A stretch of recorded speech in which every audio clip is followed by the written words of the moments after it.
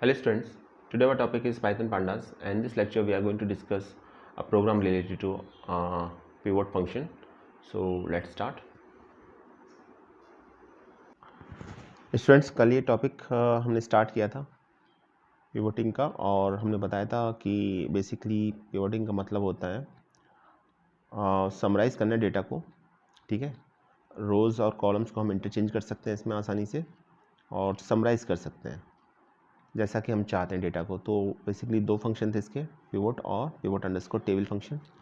तो कल ये कंप्लीट नहीं हो पाया था डेटा ये आपका टॉपिक, तो आज हम इसको कंप्लीट करेंगे।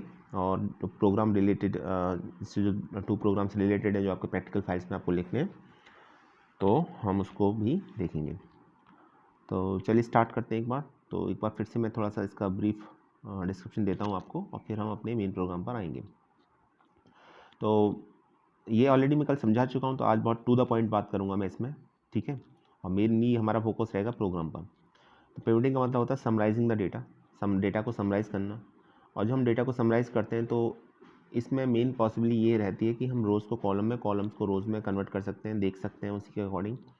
और हम एग्रीगेट भी कर सकते हैं डेटा को, एक रिपोर्ट फॉर्म जनरेट कर सकते हैं इसमें।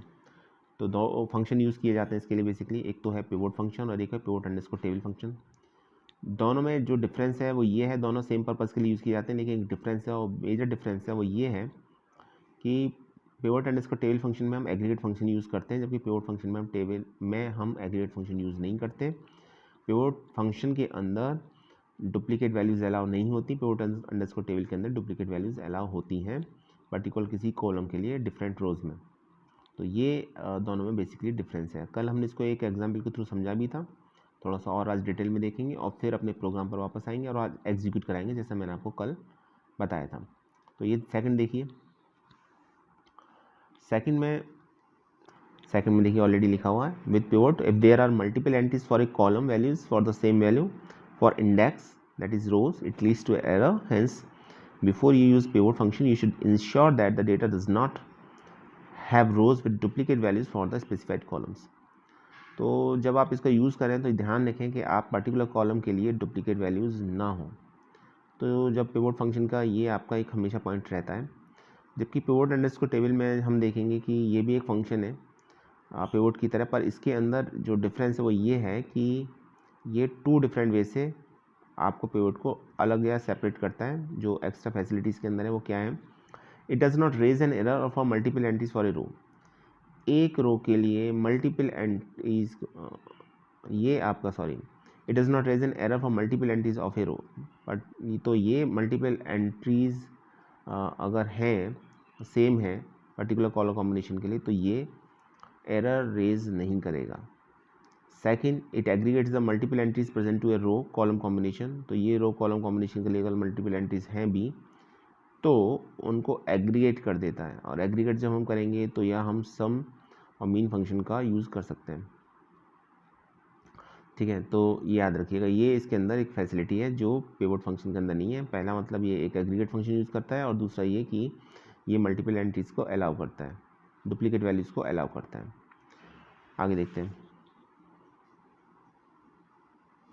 यहाँ हमने डेटा एक प्रोग्राम बनाया था। एक्चुअली ये प्रोग्राम आपके प्रैक्टिकल फाइल का भी प्रोग्राम है, तो अभी तो मैं यहाँ समझा दे रहा हूँ, एक बार फिर इसे एग्जीक्यूट भी कराएंगे। तो पहले आपने एक डेटा फ्रेम बना लिया, डेटा फ्रेम बनाया एक डिक्शनरी की हेल्प से, और डिक्शनरी में की ली है आपने, एक minute, now this is the data frame. पहले डेटा फ्रेम देख लेते हैं, नेक्स्ट स्लाइड पर मूव कर गए थे हम। तो पांडास को इंपोर्ट करेंगे पहले, फिर उसके बाद वेट अ सेकेंड, यस, तो पांडास को इंपोर्ट करेंगे सबसे पहले, और पांडास को इंपोर्ट करने के बाद एक डेटा फ्रेम क्रिएट करेंगे। डेटा फ्रेम क्रिएट करेंगे डिक्शनरी की हेल्प से। डिक्शनरी में हमने कीज़ लिए नेम, क्वालिफिकेशन और एज, ठीक है। और वैल्यूज़ जो दी हैं वो लिस्ट की फॉर्म में दी हैं, तो ऑब्वियसली वो जो वैल्यूज़ होंगी वो एक कॉलम की फॉर्म में आ जाएंगी जब डेटा फ्रेम क्रिएट करोगे। वैल्यूज़ हैं आरब, तमन्ना, सूरज, क्वालिफिकेशन है मास्टर्स, ग्रेजुएट, और एज दे रखा है 27, 23, 21, ठीक है। उसके बाद डेटा फ्रेम को प्रिंट कराने के लिए मैसेज दिया हमने, और फिर फाइनली हमने डेटा फ्रेम को प्रिंट करा दिया डीएफ स्टेटमेंट के थ्रू। तो अभी तक हमने सिर्फ एक डेटा फ्रेम क्रिएट किया है जिसमें 3 कॉलम्स हैं। एक कॉलम है नेम, सेकंड है क्वालिफिकेशन, और तीसरा है एज। और इसको हमने एक डिक्शनरी की हेल्प से बनाया है, ठीक है। और हम ये जानते हैं कि जब कभी भी हम डिक्शनरी की हेल्प से डेटा फ्रेम क्रिएट करते हैं तो डिक्शनरी की जो कीज़ होती हैं वो डेटा फ्रेम के कॉलम का काम करती हैं। और अगर हमें उन कॉलम को अरेंज करना है अपने अकॉर्डिंग तो आप कॉलम्स पैरामीटर का यूज़ कीजिए। अदरवाइज़ होगा ये कि चूँकि डिक्शनरी एक अनऑर्डर डेटा टाइप है तो कीज़ कॉलम तो बनेंगी लेकिन उनका ऑर्डर अलग हो सकता है। ये हो सकता है कि पहले क्वालिफिकेशन आए उसके बाद नेम आए।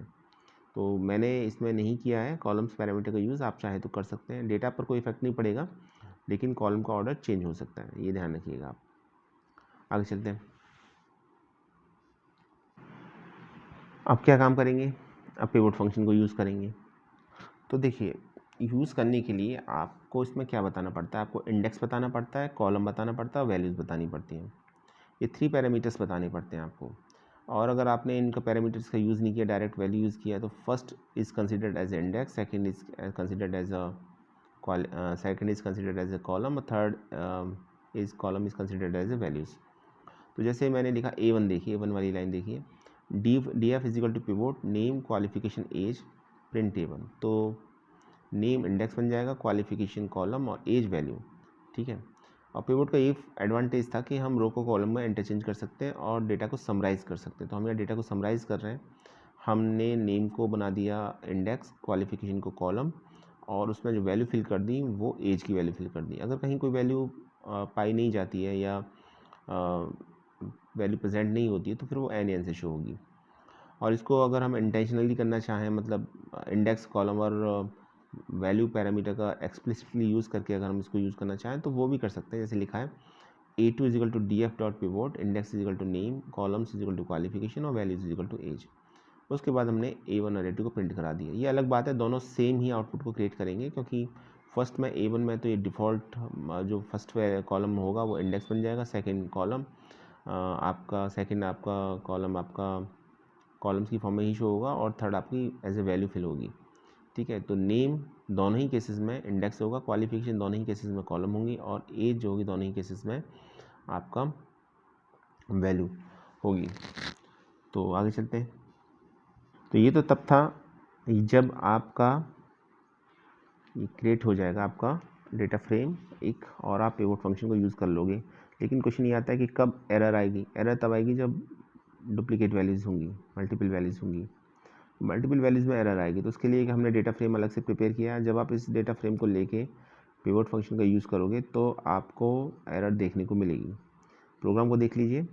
पहले हमने पांडास लाइब्रेरी को इंपोर्ट किया है, उसके बाद हमने एक डेटा फ्रेम बनाया। इस बार डेटा फ्रेम में हमने वैल्यूज़ को रिपीट किया है, नेम में भी और क्वालिफिकेशन में भी, ठीक है। और फिर जब हम उसके थ्रू पहले हम डेटा फ्रेम को प्रिंट करा देंगे ताकि हमें ये पता चल सके कि एक्चुअली वो डेटा फ्रेम क्या है। और जब एक बार डेटा फ्रेम क्रिएट हो जाएगा तब हम फिर इसमें पिवट फंक्शन का यूज़ करेंगे। तो जैसे मैंने यूज़ किया df1 dot pivot name qualification age, ठीक है। तो अब अगर आप नेम को इंडेक्स बनाओगे, क्लियर है, क्वालिफिकेशन को कॉलम बनाओगे और आप एज को एज ए वैल्यू बनाओगे, तो फिर एरर रेज होगी, क्योंकि मल्टीपल एंट्रीज़ हैं दोनों में, नेम में भी और क्वालिफिकेशन में भी। तो फिर पिवट फंक्शन अपना काम नहीं करेगा, एरर मैसेज शो होगा। तो इस प्रोग्राम को आप बनाइएगा तो एरर मैसेज शो होगा। और अगर अलग से नहीं बनाना है तो पिछले प्रोग्राम में ही इसको ज्वाइन कर दीजिएगा। पांडास को दोबारा इंपोर्ट कराने की ज़रूरत नहीं है। एक और डेटा फ्रेम DF1 लेके इसको आप कराएंगे तो आप देखेंगे कि एरर आएगी इसके अंदर। चलिए आगे चलते हैं। तो ये तो था पिवट फंक्शन के बारे में, आई थिंक क्लियर हो चुका होगा। अब थोड़ा सा पिवट अंडरस्कोर टेबल फंक्शन के बारे में बात कर लें। जब इसे एग्जीक्यूट कराएंगे तो आउटपुट कुछ ऐसा आएगा। पहले तो डेटा फ्रेम प्रिंट होगा, और फिर जैसा आपने बताया था कि जैसा आपने देखा कि इसमें हमने नेम को एज ए इंडेक्स यूज़ किया था, क्वालिफिकेशन को एज ए कॉलम, और वैल्यूज़ जो फिल की थी वो एज से फिल की थी। तो आप देख पा रहे हैं कि देखिए नेम आपके कौन कौन से नेम है, आरब, तमन्ना, सूरज, तो ये अब आपके इंडेक्सी फॉर्म में दिखाई दे रहे हैं। क्वालिफिकेशन को आपने कॉलम बनाया है, तो क्वालिफिकेशन की 2 वैल्यू थी, एक मास्टर्स और एक ग्रेजुएट, तो ग्रेजुएट और मास्टर दोनों दिखाई दे रहे हैं, ठीक है।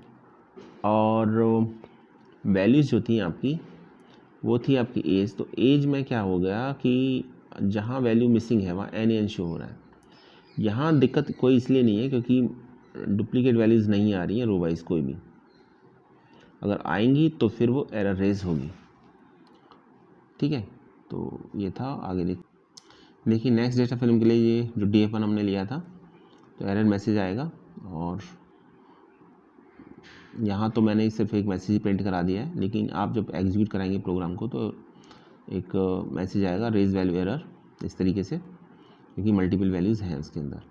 तो ये हमारा पिवोट फंक्शन कंप्लीट हो गया। अब पिवोट अंडरस्कोर टेबल फंक्शन की बात करते हैं। चलिए, तो पॉइंट इसके अंदर ये है, for data having multiple values for same row and column combination pivot underscore table function is used. अगर डेटा ऐसा है हमारे पास, उसकी मल्टीपल वैल्यूज़ है सेम रो और कॉलम कॉम्बिनेशन के लिए, तो उस केस में पिवोट फंक्शन तो काम करेगा नहीं, तो हम पिवोट अंडरस्कोर टेबल फंक्शन का यूज़ करना पड़ेगा। So the pivot underscore table function is also a pivoting function which, likes pivot, also produces a pivoted table, but it is different from the pivot function since following two ways. It does not raise error for multiple entries of a rows column combination, and second, it aggregates the multiple entries present for a row column combination. You need to specify what type of aggregate you want, sum, mean, etc. तो difference सिर्फ इतना ये है कि multiple values को allow करता है, दूसरा ये इसके साथ हम एग्रीगेट फंक्शन यूज़ करते हैं, और एग्रीगेट फंक्शन जब आप यूज़ करोगे मल्टीपल वैल्यूज़ के लिए तो उसमें आप सम यूज़ कर सकते हो, मीन यूज़ कर सकते हो, ये यूज़ कर सकते हैं। एक एग्जांपल देखते हैं तो उससे और क्लियर हो जाएगा ये हमारा कॉन्सेप्ट। एग्जांपल से पहले इसका सिंटैक्स देख लेते हैं। तो पिवोट अंडरस्कोर टेबल था, ठीक है, तो हम लिखेंगे pandas dot pivot underscore table. उसके बाद आप डेटा फ्रेम लिखिए, उसके बाद वैल्यूज़ बताइए आप किसको वैल्यू बनाना चाहते हैं कॉलम को, उसके बाद इंडेक्स मेंशन कीजिए। बाय डिफ़ॉल्ट वैल्यू नन होती है वैल्यूज़ की और इंडेक्स की। फिर आप कॉलम मेंशन कीजिए, और उसके बाद आपको कौन सा एग्रीगेट फंक्शन यूज़ करना है, तो आप लिखेंगे AGGFUNC। गलती से यहाँ AFF लिखा हुआ है, ये AFF नहीं है, AGG है, ठीक है, AGGFUNC एग्रीगेट फंक्शन। तो हमने एग्रीगेट फंक्शन मीन लिया है, तो इसलिए हम एग्रीगेट फंक्शन मीन लिखेंगे। एक दूसरा सिंटैक्स और है इसका, आप पांडास डॉट पाइवट टेबल ना लिख के आप data frame dot pivot table लिखेंगे तो भी हो जाएगा। आपका डेटा फ्रेम लिखे डॉट पिवोट अंडरस्कोर टेबल, और बाकी सब सेम ही रहेगा। वैल्यूज़ दे दीजिए जिस कॉलम को वैल्यू बनाना है, अदरवाइज़ डिफ़ॉल्ट तो नन होता ही है। इंडेक्स मेंशन कर दीजिए, डिफ़ॉल्ट नन होता है। कॉलम मेंशन कर दीजिए, डिफ़ॉल्ट नन होता है। और एट लास्ट एग्रीगेट फंक्शन, कौन सा एग्रीगेट फंक्शन यूज़ कर रहे हैं। बाय डिफ़ॉल्ट जो होता है ना वो मीन होता है एग्रीगेट फंक्शन, ठीक है। तो अगेन यहाँ पर थोड़ी मिस्टेक है, AFFF लिखा हुआ है, AGGFUNC है, ठीक है। तो यहाँ आपको ये एग्रीगेट फंक्शन को रिप्रेजेंट कर रहा है कि कौन सा आप एग्रीगेट फंक्शन ले रहे हो यहाँ पर। तो ये इसके पैरामीटर्स हैं, आई होप समझ में आ चुके होंगे। एक चलिए एग्जांपल देखते हैं तो समझ में और क्लियर हो जाएगा इसका थोड़ा सा। ये देखिए, हमने इसमें नमपाई को इंपोर्ट किया, ज़रूरत पड़ेगी इसकी, और एक पांडास को इंपोर्ट करिए डेटा फ्रेम क्रिएट करने के लिए। सबसे पहले एक डेटा फ्रेम बना लेते हैं। डेटा फ्रेम बनाया हमने डिक्शनरी की हेल्प से, कीज़ ली थी PQRST, वैल्यूज़ ले ली हैं इसमें एक लिस्ट की फॉर्म में, ठीक है। तो वैल्यू रिपीट हो रही है, आप क्लियरली देख सकते हैं इसमें, और मल्टीपल एंट्रीज़ को अलाउ करता है डेटा ये पिवोट अंडरस्कोर टेबल फंक्शन, तो कोई प्रॉब्लम नहीं है। और PQRST में वैल्यूज़ दे दी हमने, फिर डेटा फ्रेम को प्रिंट कराया हमने, सिंपल। तो एक पहले डेटा फ्रेम क्रिएट कर लेंगे हम ईजीली, और डिक्शनरी की हेल्प से हम करते हैं हमेशा क्योंकि ईजी होता है। और हम ये जानते हैं कि जब डिक्शनरी की हेल्प से हम डेटा फ्रेम क्रिएट करते हैं तो जो डिक्शनरीज़ की कीज़ होती हैं वो कॉलम का काम करती हैं। क्लियर, आगे देखते हैं। डेटा फ्रेम को प्रिंट कराएंगे तो कुछ आउटपुट ऐसा आएगा। देखिए मैंने जैसे बताया था ना आपको कि PQRST कीज़ थी, तो वो कॉलम बन जाएंगी इसमें, और वैल्यूज़ इसमें दे ही रखी हैं, आप देख सकते हैं मल्टीपल वैल्यूज़ हैं इसमें, और इससे कोई प्रॉब्लम नहीं आएगी पिवोट अंडरस्कोर टेबल में। जो प्रॉब्लम थी हमें पिवोट फंक्शन में, इंडेक्स की वैल्यू 0 से स्टार्ट हो रही है क्योंकि हमने इंडेक्स पैरामीटर का यूज़ नहीं किया है। 0 1 2 3 4 5 6 7 8 इस तरीके से दे रखा है। चलिए आगे चलते हैं।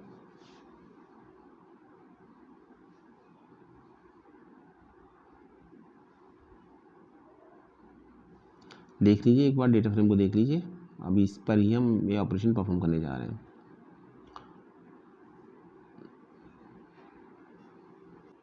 क्या लिखेंगे आप, लिखना ही होगा टेबल, एक वेरिएबल नेम लिया टेबल नेम का, फिर लिखा हमने PD dot pivot underscore table, pivot underscore table function को यूज़ किया किस पर, डेटा फ्रेम DF पर। तो हम लिखेंगे DF वैल्यूज़ दे दी हमने एस, तो जो एस हमारा क्या था, एक कॉलम था, तो एस की जो भी वैल्यूज़ थी कॉलम्स की, ठीक है, वो फिल होंगी। और इंडेक्स दे दी हमने पी क्यू, 2 इंडेक्स दिए, आप एक से ज़्यादा दे सकते हैं, इस बार इंडेक्स हमने 2 दे दिए, पी और क्यू। और कॉलम मेंशन किया हमने आर, तो आर की जो वैल्यूज़ होंगी जितनी भी, वो कॉलम का काम करेंगी। एग्रीगेट फंक्शन हमने यूज़ किया है सम। सम को यूज़ करने के लिए आपको नंपाई को इंपुट करना पड़ेगा प्रोग्राम में, हम ऑलरेडी कर चुके थे, इसलिए हमने यहाँ पे लिखा है AGGFUNC यानी aggregate function is equal to np.sum। तो आप सम सम हो जाएगा फिर आपका वैल्यूज़ का। तो देखिए कैसे हुआ, इंडेक्स थे पी क्यू और पी क्यू की वैल्यू थी, पी की वैल्यू थी B1 और B1 और F1, ठीक है, और क्यू की वैल्यू थी 1 और 2। तो ज़रा पहले इंडेक्स ही देख लीजिए आप, B1 के आगे लिखा है 1 और 2, F1 के आगे लिखा है 1 और 2, ठीक है। तो इस तरीके से ये वैल्यूज़, ये आपका इंडेक्स से काम करेंगी। फिर कॉलम देखिए, कॉलम क्या है आपका आर, तो चूंकि कॉलम आर है तो क्या होगा, आर की क्या क्या वैल्यू है, लार्ज और स्मॉल। जो लार्ज और स्मॉल है वो कॉलम बन जाएंगे, एक कॉलम बन जाएगा लार्ज और एक कॉलम बन जाएगा स्मॉल। और अब हमारे पास रो भी हो गई, कॉलम भी हो गई। अब इसमें जो वैल्यू फुलफिल होंगी वो किससे होंगी, वो फुलफिल होंगी आपकी एस से, एस की जो भी कुछ वैल्यू होगी। जैसे पी की वैल्यू जब B1 है और क्यू की वैल्यू 1 है, ठीक है, तो लार्ज की वैल्यू 4 है और स्मॉल की वैल्यू 5 है, ठीक है। तो एस की उसकी वैल्यू रिगार्डिंग वैल्यू मिल रही है, फाइंड आउट हो रही है। लेकिन अगर कुछ ऐसा है, जैसे लास्ट वाली लाइन देखिए आप, जब पी की वैल्यू एफ है और क्यू की वैल्यू 2 है, तो फिर लार्ज की वैल्यू नहीं दे रखी, कोई लार्ज के रेस्पेक्ट में कोई वैल्यू नहीं दे रखी, तो फिर वहाँ NaN आ जाएगा, NaN से शो होगा, ठीक है। तो एक तो ये था, और जो वैल्यूज़ थी उसमें मल्टीपल वैल्यूज़ हैं, अगर मल्टीपल वैल्यूज़ हैं तो उसमें क्या होगा, उस मल्टीपल वैल्यूज़ में फिर आपका यहाँ पर मल्टीपल वैल्यू है, डुप्लीकेट वैल्यूज़ है, कैसी भी, मतलब एक से ज़्यादा वैल्यू है पर्टिकुलर एक एरिया के लिए, तो फिर उसमें एक सेल के लिए, तो उसमें क्या हो जाएगा, फिर उसका एग्रीगेट हो जाएगा, और एग्रीगेट होके आपका बाय डिफ़ॉल्ट तो मीन होता है, पर यहाँ क्या हो रहा है, यहाँ हो रहा है सम। सम आपका इसमें रिप्रेजेंट हो जाएगा, वैल्यू सम फंक्शन यहाँ पर काम करेगा अपना। चलिए आगे देखते हैं। अगर आपको ऐसा करना है, वेट अ सेकेंड, कि अगर आपको ऐसा करना है कि पिछली बार जो वैल्यू आ रही थी ना NaN, उसको हटाना है, तो फिर वहाँ आप एक और पैरामीटर यूज़ कर सकते हैं, फिल अंडरस्कोर वैल्यू। तो जो भी आप इसकी वैल्यू दोगे फिल अंडरस्कोर वैल्यू पैरामीटर की, तो वो उससे फिल हो जाएगा। जैसे आपने 0 दे दी तो 0 से फिल हो जाएगा। ये देखिए अब कहीं नहीं आ रहा है NaN, लास्ट में 0 आ रहा है NaN की जगह, तो ये एक डिफरेंस है। आगे चलते हैं। नेक्स्ट एग्जाम्पल ये है कि क्या आप अलग अलग कॉलम पर अलग अलग फंक्शन यूज़ कर सकते हैं। आंसर है बिल्कुल यूज़ कर सकते हैं। देखिए लिखा हुआ है, for example aggregate by taking the mean across multiple columns. S पर भी हमने मीन लगाया है और टी पर भी मीन ही लगाया है हमने, ठीक है। अलग अलग फंक्शन भी अप्लाई कर सकते हो, सेम भी अप्लाई कर सकते हो आप। तो एस एंड टी के लिए हमने अलग अलग यूज़ किया है इसमें। फाइनली टेबल को प्रिंट कर दिया है। एक और एग्जाम्पल देखते हैं, उससे और क्लियर हो जाएगा। ये देखिए यहाँ थोड़ा और क्लियर हो जाएगा। एग्रीगेट फंक्शन डी पर तो हमने लगाया है, डी पर तो लगाया है मीन, जबकि ई पर हमने मिन मैक्स और मीन तीनों लगाया, तीनों अप्लाई किए। तो एक से ज़्यादा भी एक कॉलम पर अप्लाई कर सकते हैं, मतलब अलग अलग कॉलम पर तो अलग अलग अप्लाई कर ही सकते हैं। लेकिन अगर हम ये चाह रहे हैं कि एक पर्टिकुलर कॉलम पर भी हम 3 डिफरेंट एग्रीगेट फंक्शन अप्लाई करें, तो वो भी पॉसिबल है। जरा गौर से देखिए, pd.pivot_टेबल, फिर हमने लिया df डेटा फ्रेम, वैल्यूज़ ले ली हमने de, तो वैल्यू जो फुलफिल होंगी de से फुलफिल होंगी। मल्टीपल वैल्यूज़ हैं, सेम वैल्यूज़ हैं, तो एग्रीगेट फंक्शन अपना काम करेगा। इंडेक्स ले लिया हमने AC, तो AC A की वैल्यू है बार और F00, और C की वैल्यू है लार्ज स्मॉल जो भी है। और फिर एग्रीगेट फंक्शन यूज़ किया हमने। अच्छा, कॉलम तो डिफ़ॉल्ट आ जाएगा इसमें, फिर तो D और E कॉलम है इसमें। तो एग्रीगेट फंक्शन आपका D पर आपने मीन अप्लाई किया है और E पर मिन मैक्स और मीन तीनों अप्लाई किया है। तो E पर 3 वैल्यू देखिए, मिन भी आ रहा है, मैक्स भी आ रहा है और मीन भी आ रहा है। तो इसमें आप बताने का मकसद सिर्फ इतना है कि ऐसा भी हो सकता है कि एक कॉलम पर आप मल्टीपल एग्रीगेट फंक्शन को अप्लाई कर सकें और डिफरेंट कॉलम पर हम डिफरेंट एग्रीगेट फंक्शन को तो अप्लाई कर ही सकते हैं, ठीक है। तो उसी के अकॉर्डिंग वैल्यू आएगी। चलिए आगे देखते हैं। अब आते हैं ज़रा हम अपने प्रोग्राम पर। प्रोग्राम था हमारा, प्रोग्राम नंबर 13 था आई थिंक। ये प्रोग्राम है हमारा, प्रोग्राम देख लेते हैं हम, ठीक है। तो ये जो प्रोग्राम बनाया था अभी आपको, जो मैं डिटेल में डिस्क्राइब कर रहा था, तो पिवोट का तो वही प्रोग्राम है। पिवोट अंडरस्कोर टेबल का मैंने प्रोग्राम चेंज कर दिया। आप चाहो तो उसको भी बना सकते हैं, कोई प्रॉब्लम नहीं है। आपको कॉन्सेप्ट इम्प्लीमेंटेशन पता होना चाहिए किस तरीके से किया जाता है, ठीक है। तो एक डेटा फ्रेम लिया है, इसके अंदर DF नेम देखिए मैंने वही लिए, are of Tamanna Suraj. Name हमने की लिया है, values are of Tamanna Suraj. Qualification एक की ली है, वैल्यूज़ ली इसकी मास्टर ग्रेजुएट। एज एक की ली है, इसकी वैल्यू ले 27, 23, 21। तो इस तरीके से वैल्यू ले रखी है हमने। तो आप देख सकते हैं इसमें। इसके बाद एज हो गया, एज के बाद डेटा फ्रेम को प्रिंट कराया है। तो मैसेज लिखा है print data frame is /n, फिर प्रिंट DF, मैसेज प्रिंट करा दिया। मैसेज प्रिंट कराने के बाद हमको पिवोट फंक्शन का यूज़ करना है। तो पिछली, जैसे मैंने अभी बताया था अभी थोड़ी देर पहले, कि पहली वैल्यू तो आपकी इंडेक्स होती है, सेकंड आपकी कॉलम बन जाता है और थर्ड आपका वैल्यू होती है। तो इंडेक्स ले लिए नेम, कॉलम ले लिए क्वालिफिकेशन और वैल्यू ले लिया आपने एज, ठीक है। तो इसको जब हम प्रिंट कराएंगे तो नेम कॉलम की जो भी एंट्रीज थी एज ए इंडेक्स शो होंगी, qualification as a column show होगा जितनी वैल्यूज़ थी, और एज फुलफिल हो जाएगा। और बीच में अगर कोई वैल्यू मिसिंग है तो फिर वो NN से शो होगा। याद रखिए मल्टीपल एंट्रीज या डुप्लीकेट वैल्यूज अलाउ नहीं होती इसके अंदर, क्लियर। चलिए उसके बाद हमने एक और डेटा फ्रेम ले लिया A2, एक और वेरिएबल ले लिया A2। इस बार हमने इंडेक्स कॉलम और वैल्यू पैरामीटर का यूज़ किया है और उसके थ्रू प्रिंट कराने की कोशिश की है। तो हमने ले लिया A2 DF.pivot, index is equal to name, columns is equal to qualification, value is equal to age, और फिर इसको प्रिंट करा दिया, ठीक है। और तो देखिए हमने डेटा फ्रेम को दो तरीके से प्रिंट कराया है। पहली बार तो हमने कोई पैरामीटर मेंशन नहीं किया, इंडेक्स कॉलम और वैल्यू मेंशन किए। दूसरी बार हमने मेंशन किए, तो दोनों में रिजल्ट सेम ही होगा क्योंकि ऑर्डर सेम ही था। हर बार हमने नेम, क्वालिफिकेशन और थर्ड एज को ही प्रिंट कराया है, ठीक है। तो ये ध्यान रखिएगा आप दोनों में। देखिए यहाँ समझाने का मकसद सिर्फ इतना है कि अगर आप इंडेक्स इक्वल टू नेम नहीं लिखोगे और नेम लिख दोगे, पहली वैल्यू नेम लिख दोगे, तो इंडेक्स ही मानी जाएगी। अगर आप कॉलम्स इक्वल टू क्वालिफिकेशन आप सेकंड प्लेस पर नहीं लिखोगे और आपने क्वालिफिकेशन लिख दिया सेकंड प्लेस पर, तो क्वालिफिकेशन कॉलम ही कंसिडर होगा, और थर्ड प्लेस पर या जो आपका कॉलम आ रहा होगा वो वैल्यू कंसिडर होगी। तो आप यूज़ करना चाहें तो इंडेक्स कॉलम और वैल्यू पैरामीटर को यूज़ कीजिए। अदरवाइज़ आपने 3 कॉलम्स के नेम दे दिए, तो फर्स्ट कंसिडर होगा इंडेक्स, सेकंड कंसिडर होगा कॉलम, थर्ड कंसिडर होगा वैल्यू। तो ये मकसद था। और अगर मल्टीपल वैल्यूज़ आ रही हैं तो फिर वो डेटा फ्रेम में एरर रेज करेगा। चलिए देखते हैं आगे, देख लीजिए इसको।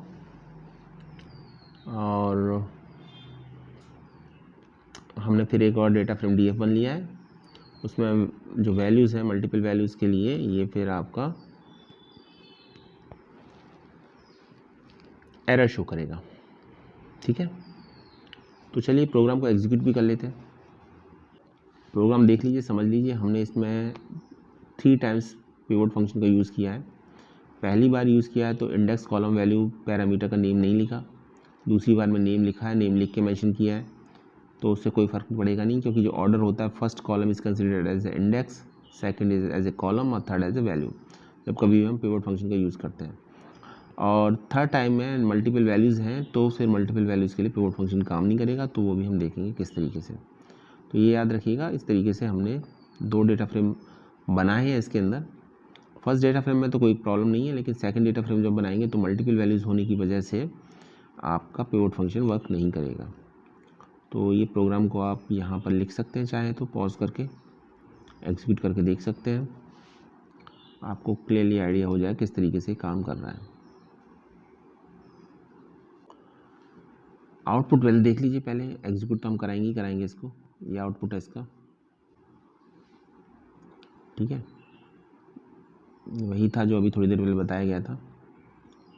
सेकंड डेटा फ्रेम जिस पर पिवट फंक्शन काम नहीं करेगा वो भी दे रखा है, यहाँ पर एरर रेज होगी। ठीक है, इसको देख लीजिए अच्छी तरीके से। अब एग्जीक्यूट कराएंगे प्रोग्राम को तो क्लियरली पता चल जाएगा कि किस तरीके से आंसर शो होगा इसका।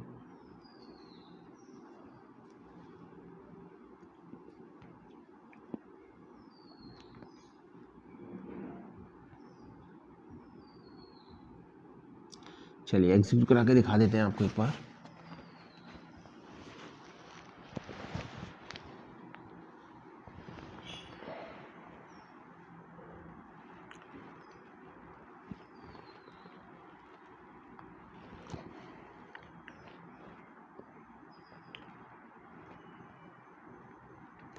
ये कॉपी कर लिया हमने यहाँ पर, ठीक।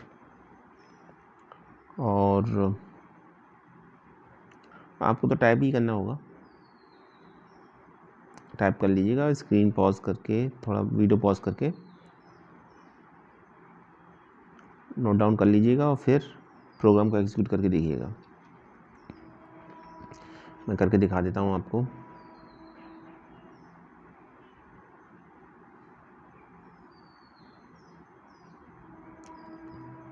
ऑलरेडी एक प्रोग्राम बना हुआ है, इसको रिप्लेस कर देते हैं।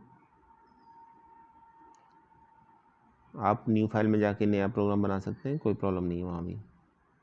ये पेस्ट कर दिया, ठीक है। अभी देखिए हम सिर्फ फर्स्ट पार्ट को एग्जीक्यूट करेंगे जब हमारे पास एक डेटा फ्रेम है जिस पर हम पिवट फंक्शन को अप्लाई कर रहे हैं। सेकंड वाले पार्ट को रिमूव कर देते हैं जिस पर पिवट फंक्शन काम नहीं करेगा।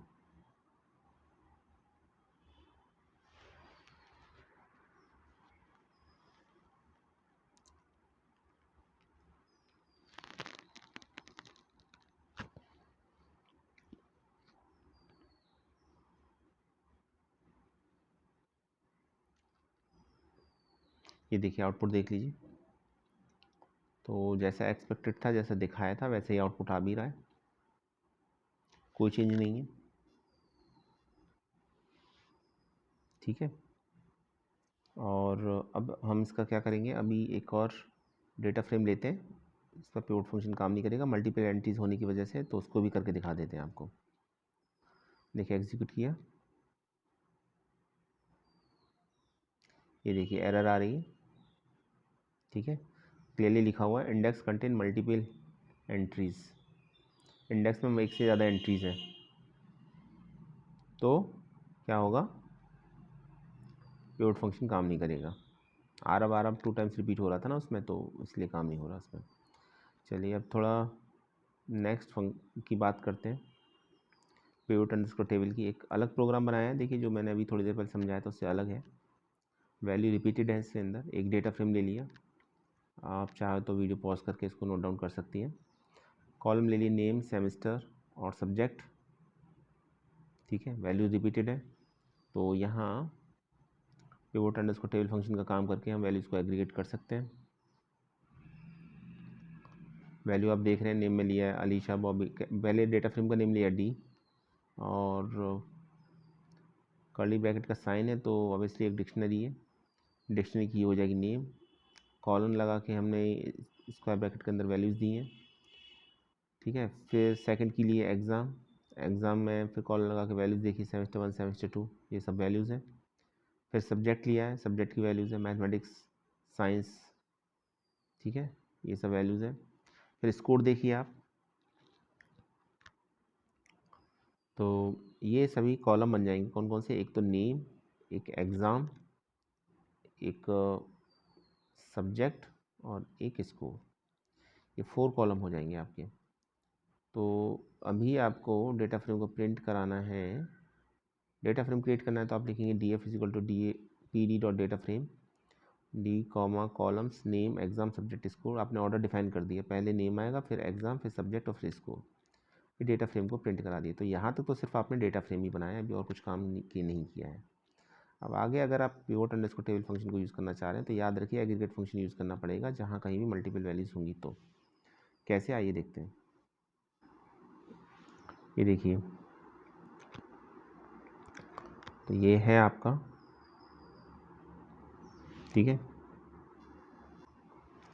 तो पहली बार जब हमने पहली बार जब हमने पिवट अंडरस्कोर टेबल फंक्शन को यूज़ किया तो इंडेक्स लिया एग्जाम सेमेस्टर,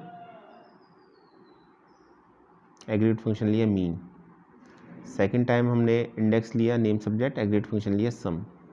थर्ड टाइम हमने इंडेक्स लिया एग्जाम सब्जेक्ट और एग्रीगेट फंक्शन लिया काउंट। तो आप अलग अलग एग्रीगेट फंक्शन यूज़ कर सकते हैं। तो स्टूडेंट, ये था आज का हमारा video. Thanks for watching this video.